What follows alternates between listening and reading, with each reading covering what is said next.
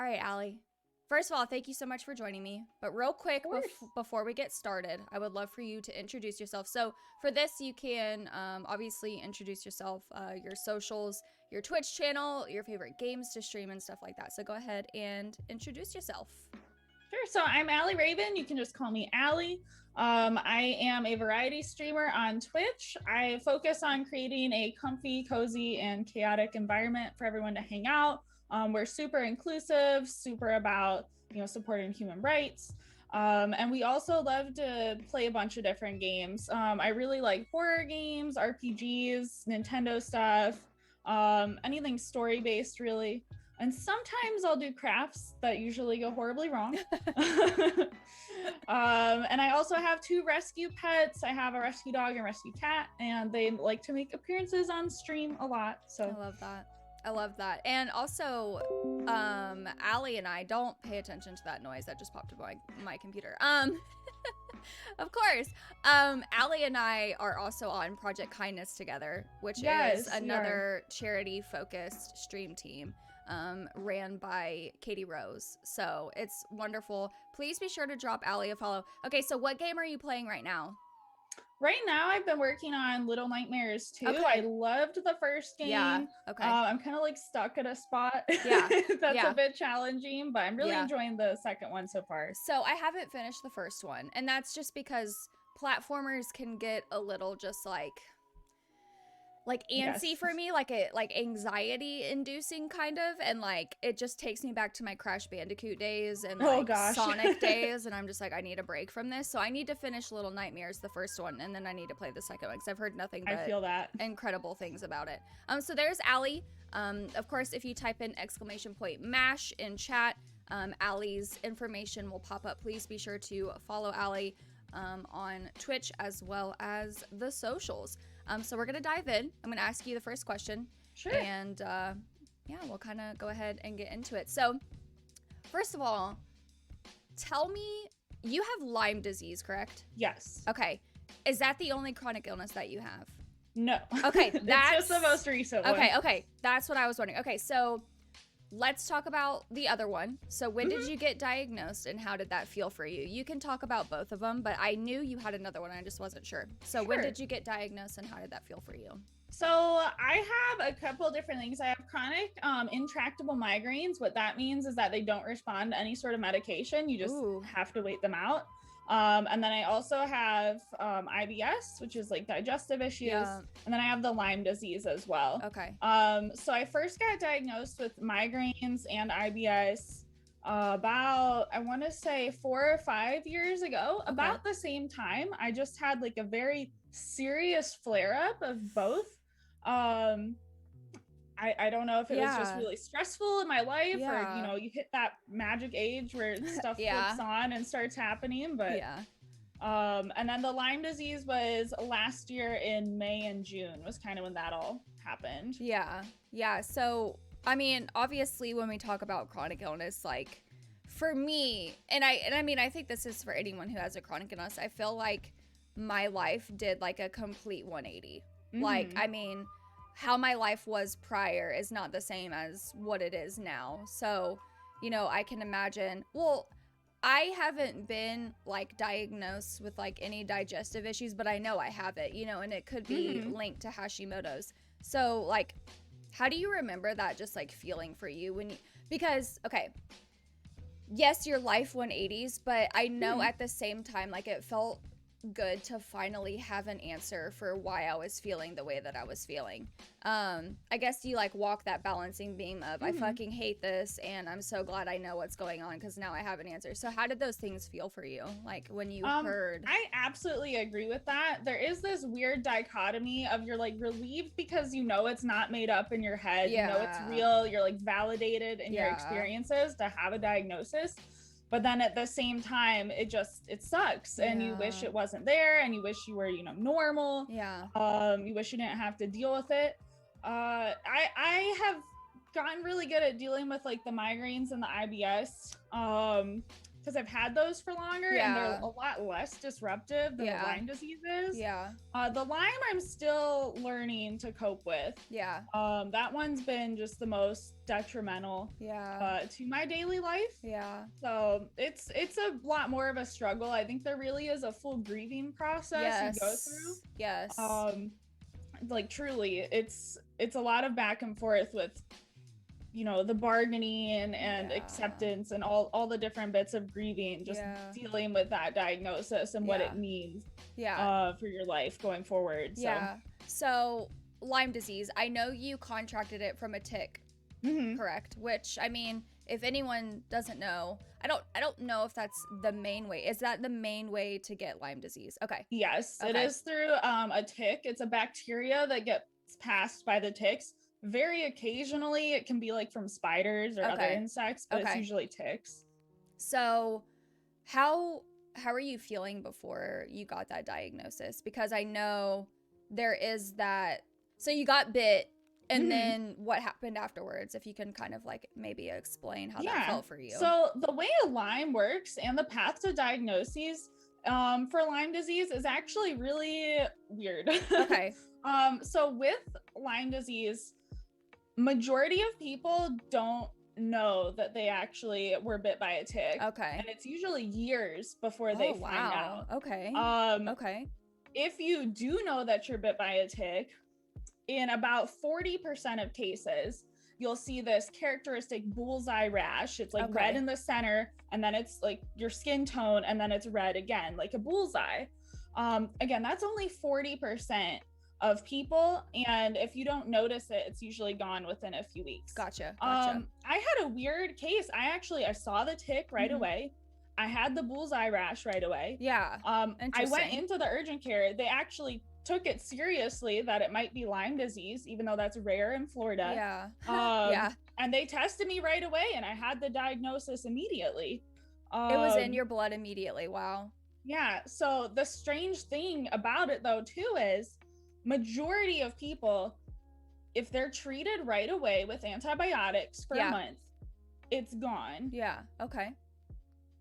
When I was retested, I still had the bacteria, and at that point it's chronic, and they tell you basically good luck. And we've kind of chatted about this on this channel.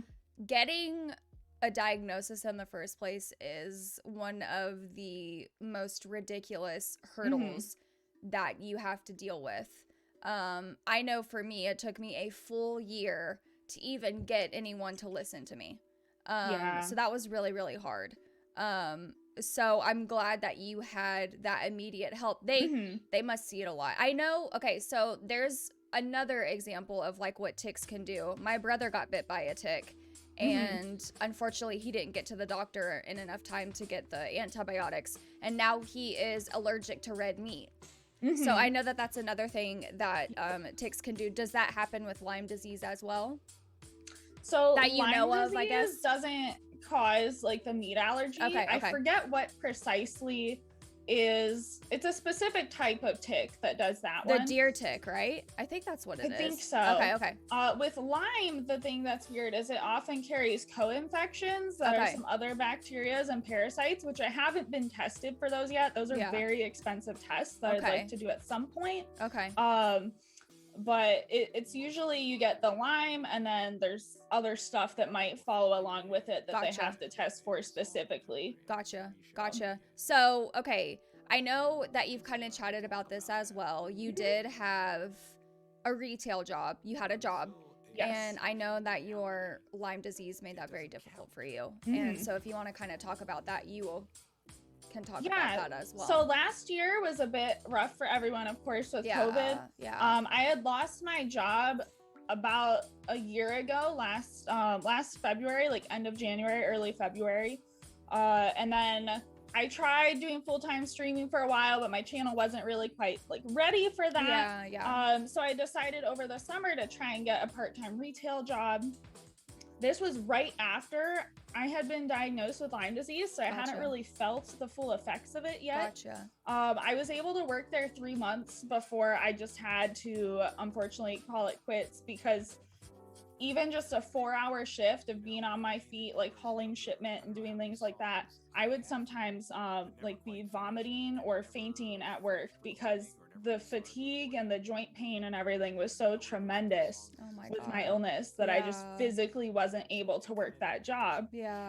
Which was really, really difficult for me to accept because all my life I've always, you know, worked as much as possible.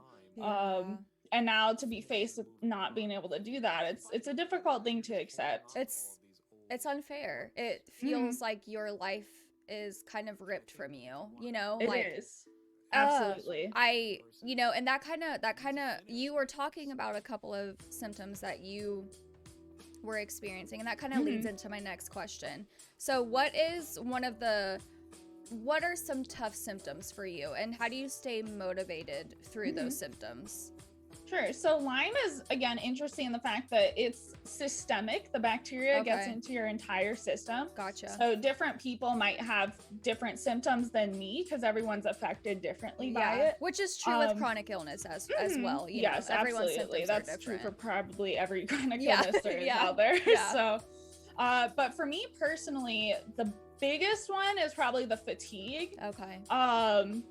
I also get a lot of bad joint pain and then brain fog where you like can't find words and you're having trouble thinking and stuff like that. The fatigue is by far the worst thing though. Like with my migraines and IBS and stuff, you kind of learn to just like live with pain.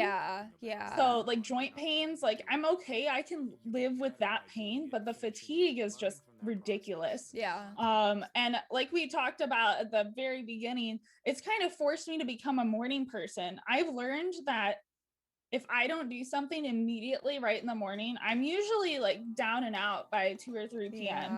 I just start getting so exhausted. And you know, we talk about spoons a lot in the chronic illness community. Stuff like just going out to the store to pick up groceries or something like that takes up so many of my spoons, even though it used to be an inconsequential task. Now I get so exhausted. It's like I might need to take a nap after just doing that. It's really, really difficult for me to try and get everything accomplished that I need to. When you can't stay awake. It's ridiculous. And then you don't want to look like you're lazy because that's not what it is. There's that internal battle that you're like, well, what if I, you know, drank more caffeine? It's like, that's not gonna help, you know? So that to me, that was the hardest. That's one of the hardest symptoms for me, as well as the fatigue. Because prior to my diagnosis, I was such an active person. I was in the gym 6 days a week for hours at a time. I was constantly doing stuff with my friends, with my family, constantly moving. And like I said, you know, kind of in the beginning, your life does this 180 and now it's completely opposite. And you have to get used to that, you know, and it's difficult. Like, and I remember my family just being like, what's wrong? Like, this is not you. And that's when I finally started taking myself more seriously. I thought I was just depressed, you know, but it ended up being something more severe. But that to me is also one of the most annoying symptoms that I go through. Is like, you're not even joking. At 3-4 o'clock, I have to take a nap or I'm not gonna make it. And like, that has made it so difficult to keep a job for me as well. Luckily, you know, modeling is my side job. So if the job goes past like a certain time, I can't take it because like I'll be exhausted, right?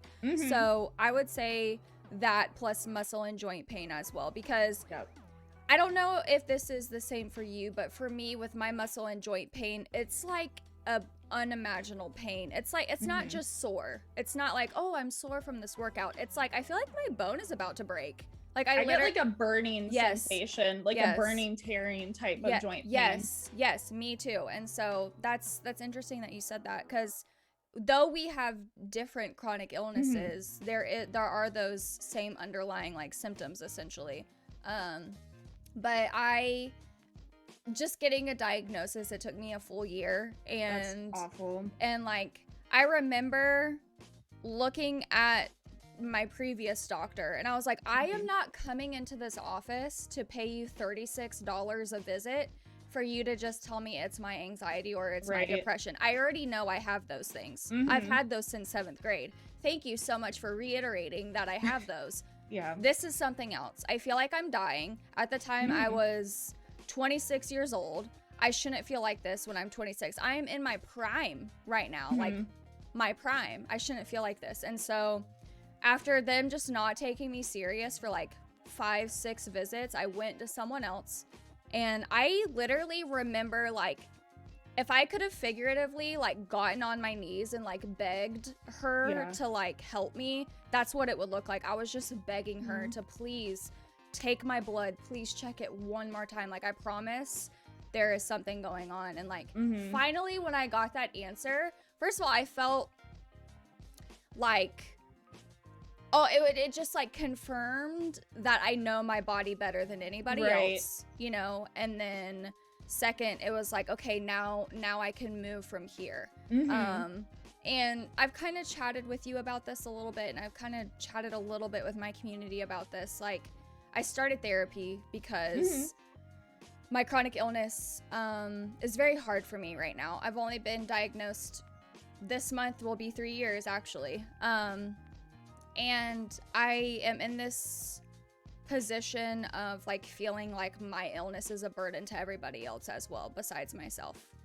And so I was wondering how you're dealing with that as well. Just like that, you feel like your illness is just a burden, like, in itself, and you feel like it burdens literally everybody else around you. How do you stay motivated through that feeling?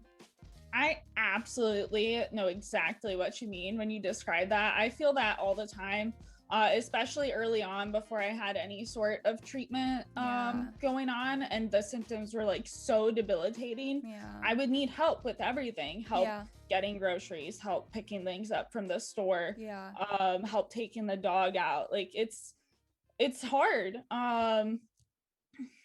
It really does feel like a burden a lot. And honestly, some days I don't deal with that well. Some days I'm very not okay with feeling like a burden. But, you know, listening to the stories of people like you, some of our other friends who have chronic illnesses, that does help me stay motivated a lot, because I know, like, I'm not alone. Even if we have different illnesses, at least I know I'm not the only person who has to deal with these types of things. And, you know, just talking with people. I have some amazing friends who let me vent to them and reassure me that I'm not a burden, which I then feel like a burden for venting a lot. I've started trying to journal too. That's something I need to get better at doing. But I've started trying to journal so I can just, like, get those feelings out without having to worry about, like, am I annoying this person? And you can just be, like, 100% authentic about whatever it is you're feeling. And I'm hoping to start therapy again soon. As well, just to try and deal with some of that. The like, emotional, maybe in a better way. The emotional part of having a chronic illness, you know, like, it just, like, completely changes your life, you know. And Bubbles, who's in the chat, hi Bubbles, Bubbles has taught me a lot about my chronic illness, and, like, it's important that we look at our chronic illness as a part of us, but not us. Like, we are not our chronic illness. It is just a part of us, you know. And I really, really have to drill that into my mind when I'm having a bad day. Like, this is just a part of me, but it's not me. I am Ashlina. I am Ash. I have so many other contributing factors to life besides my illness. You know, it's just like those reminders that you're more, you know. And but like I said, I got into therapy specifically for chronic pain and my chronic illness, because some days it's just really hard for me to cope. It's really hard for me to cope. And so, you know, if I could give any bit of advice to you or to anyone in chat that might be listening, or anyone listening to this video, you know, I hope that you know that your chronic illness is not you. It is just a part of you. And yeah, you have to give yourself peace about that, and you have to be at peace with that, you know. And so that's why I got into therapy. Obviously, I'm going to recommend therapy to everybody. But yeah, no, I completely understand. And, like, I feel like my family thought I was lazy, And that really, really, really hurt my feelings. Like, because I know myself inside and I'm not that person. Just like you, I love to work. I love to work. I had 4 jobs in college. I mean, like, I was literally constantly doing something. So, like I said, that 180 of life is just, it's life-changing, you know? It really is. And so, what would you say your, and sorry if I'm like over talking over you. That is not, okay. So what perspective has your diagnosis like given you? What's like some big lessons that you've learned through this?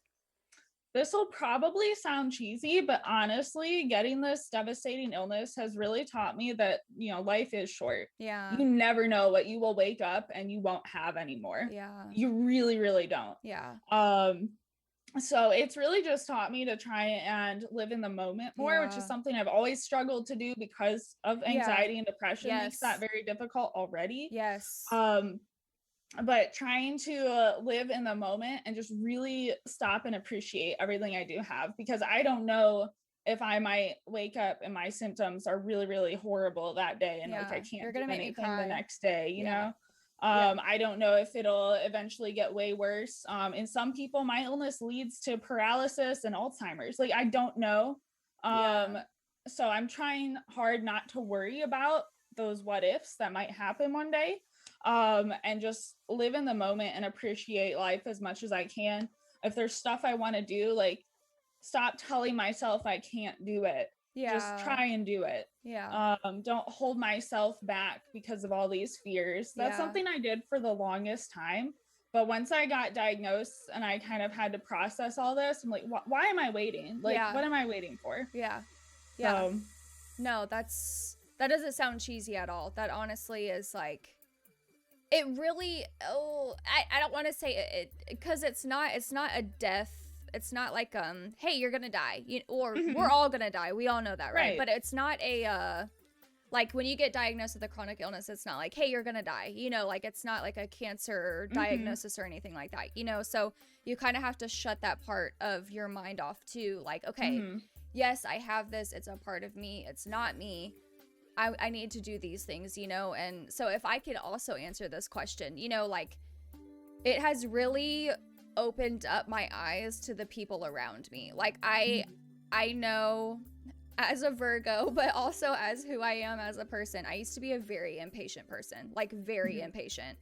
And I guess I still am sometimes. But when it comes to people, I find myself like more patient and more understanding because these are called invisible illnesses for a reason. You cannot see them.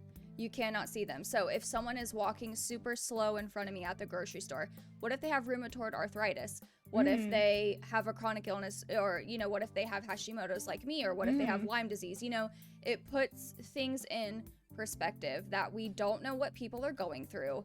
And that's why you need to always extend a hand of kindness. I think that's the biggest thing that I've learned through this is you just never know what people are going through. And like, that's so true. I feel like you hear these things like in life and you're like, yeah, cool, sure. Like I'll totally understand.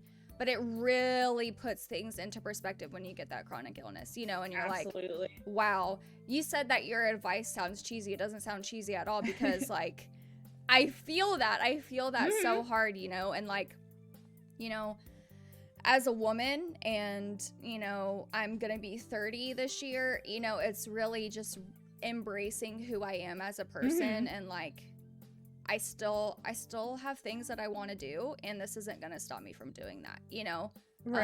So I'm glad that you shared that with us. And so this kind of leads into the next question. You're just rolling through. So if someone was having a hard time right now, and I would love for you to take this from a perspective of just like a blanket statement of, you know, like what would your advice be? And then someone who has a chronic illness, like us, you know, who is having a little bit of a hard time, what would your advice be to them, these people, if someone was having a hard time right now? Sure. So if you're having a hard time with whether it's your chronic illness, physically or mentally, because mental health is also very chronic and important, just keep trying to push for one more day. Sometimes that's really like the best thing I can tell myself, especially if I'm having a really, really hard symptom day, is like, just get through to the next day. Yeah. Like, it doesn't have to all be over. Like, just get to the next day. Yeah. And then take it one day at a time. Yeah. And that's something I think they say a lot in the chronic illness and mental health community, but it really is so true. And it's so simple, but just take it one day at a time. Yeah. And be gentle with yourself. Yes. That's something that has been really hard with me too. I'm a very type A person, like workaholic. Me too. Yeah. Hate feeling unproductive. And that's something that I'm trying and learning to let go of. Yeah. Is that your productivity is not equal to your worth. Yes, absolutely. Absolutely. So that's another really big thing. It's hard to unlearn that because society really ingrains that into you. But like you said, you're not your illness. You have so much to offer as a person. Yeah. You're also not like your productivity. Yeah. So absolutely. It's just be gentle with yourself. Yeah. Take it day by day. Yeah. And like sometimes, most of the time, I really try to like drill this into my mind of like, this illness, even though it sucks, has been a blessing because blessing in disguise, I guess. As much as I hate it and as much as it's like hurt me, it's been a blessing in the fact that if I would have kept going down the same road that I was going down, I was ultimately just gonna burn out to like a non-existent flame, you know? And so this has really made me stop doing that to myself. And like I said, I worked 4 jobs in college. You know, I graduated and I was working like 3 jobs, you know, and it's just like, it really makes you like, you have to accept yourself how you are. You and I are very much the same. I am a workaholic. If I feel like I'm not doing enough during the day, my anxiety kicks in. I'm like, oh my God, I am the worst. I'm so lazy, you know? And like, it's really made me stop and accept myself and respect myself, you know? So I think that's one of the things that I'm also dealing with right now is like streaming, for example. You and I are both streamers. I feel like you constantly have to be like on all the time. Yeah. Constantly. Just never miss a beat. Never miss a heckin' beat. Always on social media. Always doing this. Always doing that. Gotta be here. Gotta be there. And it's like, no, I can't do that. You know, and it's like just that acceptance. And I know that there's been like, with me, there's been some fears of I'll never be successful because of my chronic illness. I feel like every time like I'm about to take that next step, I take 3 steps backwards because of my chronic illness. But I'm learning how to manage that as well, and just like that forgiveness and that acceptance with myself that I'm still a good person, you know. But you and I, we have so many powerful and amazing women and men and theys around us who also have chronic illnesses, and I think that's very important, like for people who are in that chronic illness like atmosphere, is to have that community, you know. So would you say that your advice as just taking it day by day, that would be for both someone with a chronic illness and without? Yes, absolutely. I think that's applicable in all situations, honestly. Absolutely. So I'm trying to think. I know that Mrs. Dr. Lupo also has Lyme disease, and she kind of has spoke about it a little bit. So again, like it came from a tick bite. So like if you get like it's serious. Like if you get bit by a tick, like, so how long was it until you went to the doctor after? Was it like literally the next day, or? In my case, actually, yeah, it was like 2 days later. Okay. Okay. Now, the weird thing, I've done a lot of research since getting this, obviously. Yeah. That's what you do. Yeah. Lyme disease can be transferred in as little as the tick being on you for 5 to 10 minutes, or it needs to be on you for like at least a day. Okay. There's not, like, they haven't defined an exact amount of time. So you get some doctors might have the school of thought that they're like, no, that wasn't on you long enough. It hasn't been enough days. I'm not going to test for it. Yeah. I'm so lucky that at the urgent care I went to, they were like, no, like this looks like Lyme disease. We're going to test you. Yeah. Because a lot of people might dismiss it by saying like, it hasn't been long enough for you to get this. Yeah. Oh So my I was God. really lucky in that regard that Yeah. I got that rash. I saw the tick on me. Like a lot of people don't see those things. Yeah, that's true. And I had a doctor that took it seriously. So Yeah. I'm really lucky that I got my diagnosis as soon Yeah. as I did, honestly. Yeah, no, seriously. And like that's such a scary thing that like a bug in our world can give you Lyme disease or make you allergic to red meat, which I mean, I know that's like the comparison's a little bit off there, but I know it's been rough for my brother because I mean, that's burgers, that's bacon. I mean, for some people that's like they're everything, you know. For me, like I'm pescatarian, I don't really. That's how I knew something was also going on with my body, was everything was like making me so sick, and I was like, I shouldn't feel sick like this all the time, you know. So that was a really interesting perspective as well. And no, I wanted to ask about the tick thing because obviously that's important information, right? I feel like a bunch of people need to know about that. And you know, obviously as your friend and as someone like who loves you and like respects you and stuff, like I appreciate you sharing your life with us, you know, like absolutely. I feel like it's so great to share these perspectives with other people who might not understand what we're going through because like I said, this is called an invisible illness for a reason. You don't see the symptoms, but they're there, and they're there every single day. And you know, I appreciate you being so open about that because as someone who has a chronic illness, it's nice to see someone share that little. I feel like we're like a little club or something. I don't know. That sounds so stupid, but I feel like I don't know. I appreciate everybody and I respect everyone. That's what this illness has allowed, you know, has given me that perspective. But it's just always so nice to like see someone be so open about what they're going through. And I know that you've been decently open with your community about it as well. And if I could say this really quickly, Allie does have a GoFundMe for anyone who is listening. And if you would like to help with medical bills and anything that Allie is going through in the medical, you know, side of things, because it can paying third. You didn't have to tell them. Yes, so Allie does have a GoFundMe.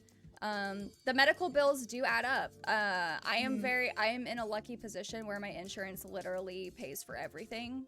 So I don't have to pay awesome. I don't have to pay the $100-$200 to get the blood test every 3 months. I don't have to pay for, you know, going to the doctor to just have a routine visit so they can check on me. I don't have to pay for those things, you know? And so Allie does have a GoFundMe. If someone could maybe link that in the chat so I can have that for the YouTube video, that would be wonderful. Allie, you can send it to me as well. So to help Allie with any medical expenses, because they add up. They add up. They do. They really do. And I just don't want you to ever feel alone. I don't want you to ever, you know, feel like you don't have people surrounding you. And I think that's what's so great about Twitch, right? So random question. I feel like a bunch of my questions have been random, but that's okay. What has Twitch done for you in your chronic illness? I'm very interested. I'm intrigued. I honestly don't think I would have made it through like this whole thing. I'm still going through it obviously, but like the initial like diagnosis and having my life turned on my head, I would not have made it through without Twitch. Like quite literally, as far as like even financially and stuff, but also like mentally. Having other people to connect with in the chronic illness community, like you and, you know, our friend Lauren, lots and lots of other people in the community just to talk to about our experiences and feel less alone. I actually have one streamer I'm friends with who is in Australia and she has Lyme disease and like she gave me so much advice. She's in Australia. Like I never would have met this person without Twitch. Like what are the chances that we both have the same illness, you know?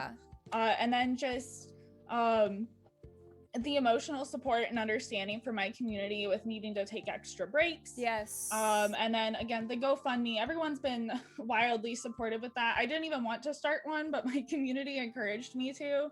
And it's been the only way I've been able to survive because I cannot really work with this illness. Yeah. That's something that I'm really struggling with right now is I need to find a full-time job that I can handle. Yeah. And I'm scared that I won't be able to. Like, Yeah. I'm scared I physically won't be capable of working a full-time job, but like Yeah. financially I need to. Yeah. And it's scary. So I just, the support from everyone has been tremendous. You know, like people offer me words of encouragement, they'll send me job links, they'll you know, support financially, whatever it is they're able to do. All of it means so much to me. Yeah. And you know, I know personally I've been trying to send you jobs where you can work from home, you know. So if anyone has like any information on that as well, please send it Allie's way. At home jobs. I know that Amazon is like constantly hiring, so like if you need any of that information, but I'm so thankful for Twitch too, because even you and I wouldn't have met. You know what I mean? Like exactly. It's a weirdly cool little circle that we find ourselves in, you know, and oh gosh, I just know it feels so good when I meet someone else who just like has the same like experience, because I don't have to explain myself. I don't have to be like, hey, today I have to do this or I have to take a break because of this. Like, I don't have to explain that to anybody. Like, I feel like with some of my IRL friends, it's like, well, why are you canceling? And I'm like, oh, I really don't want to have to like go into this, but like, I don't feel good today. And I know I won't have the spoons to carry me through. You know, I will always do my best for my family, for my friends, but there are some days I just can't. And, absolutely. You know, that's an acceptance within yourself as well. You know, just knowing that you're not always going to be on your A game and you are going to have to cancel things, you know. And I know recently, like through therapy and stuff, I've been worried about like what other people think of me and my illness. Like, it's like maybe a morbid like curiosity of like, do they think I'm like, I wonder if they think I'm lazy. I wonder if they think I'm full of shit. You know, I wonder just what they think of me. How do you deal with that part too? Because I think we all have that worry of like, what do people think of me, especially like IRL. Those thoughts go through my head all the time. Especially I think, again, being from that experience where I used to work 60 hours a week and then stream on top of that, and then have other hobbies and like hang out with people IRL, like, you know, just like 2 years ago. And then you go to this complete opposite where you're barely capable of doing anything. So I do worry about that and wonder about that a lot. It's hard not to. It's really easy to say, oh, just don't worry about what other people think, like who cares. But it's just a very normal and natural thing to worry about. I don't really know. I think it's just something you get better at trying to dismiss those thoughts when they come up. But I don't know if it'll ever really go away. I think that'll always be something that to some extent you wonder. And you just have to try and learn to get better at dismissing like those negative or like deconstructive thought patterns. But I don't think it'll ever really truly go away. I think it's in human nature to wonder what other people think. So.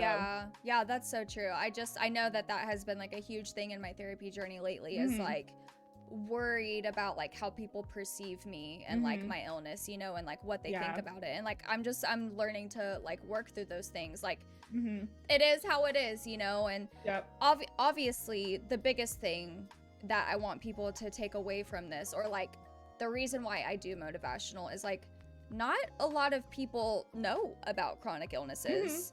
And I myself had no fucking clue until I got diagnosed, you know? And so I do these chats to raise awareness. And so, like I said, I appreciate you coming on and talking about it, because I do feel like it's something that people need to know. I feel like not a lot, especially women, you know, with like thyroid issues and stuff, because it's more diagnosed in women than it is in men, doesn't mean that it's not diagnosed in men. But like, that was a really eye-opening experience for me. So like, when I hear of women having like other kind of problems in the same like realm of me, I'm like, well, have you got your thyroid checked? You know, like it makes me more empathetic and, you know, have some sympathy. And like I said, the biggest lesson that I've learned with having a chronic illness is I have more patience for people, and you never know what people are going through. And this is the same with mental illness, right? Like, you never know what burdens people are carrying. And so I'm so thankful in a way for this illness, because it's made me stop, and it's made me really appreciate life, myself, me too. Absolutely, other people, you know. And I loved your advice so much about how, like, you gotta live your life. Like, you can't let this, like, obviously pay attention to your limits. Like, I can't go run a fucking 5K right now. My legs would break off probably. But like, you know, to some extent, like, honor those boundaries, but also like live your life, you know. But real quick, Allie, again, thank you so much for joining me. I would love for you to drop your links, tell people about your Twitch channel. The GoFundMe has been linked. Please be sure to share that amongst your friends and family members so that we can help Allie in any way, shape, or form. You're so sweet. You're welcome. You're welcome. Thank you again for this opportunity to talk about this. Yeah. Again, it is something that unless someone asks you, you really don't get a chance to talk about. Yeah. And I did want to share just like one quote too. That's always like throughout this whole thing, that I'm a big quotes person. Love it. Love it. So this has been something that does motivate me too, is you're not lazy just because your mountain is steeper. Yeah. And I feel like that's something I need to remind myself of a lot, is that we might, you know, me and another person without a chronic illness might both be climbing mountains. Yeah. Mine's just a little bit steeper, so it might take me a little bit longer to get where I want. But it doesn't mean I'm lazy. Yeah. So. And it doesn't mean that you won't be successful either. Exactly. You know? Like, you can still climb the mountain. You just might need to take more breaks. Yeah. You might need to be like gentler on yourself. Yeah. And I think also, real quick before you drop your links again, I think success, almost said sex.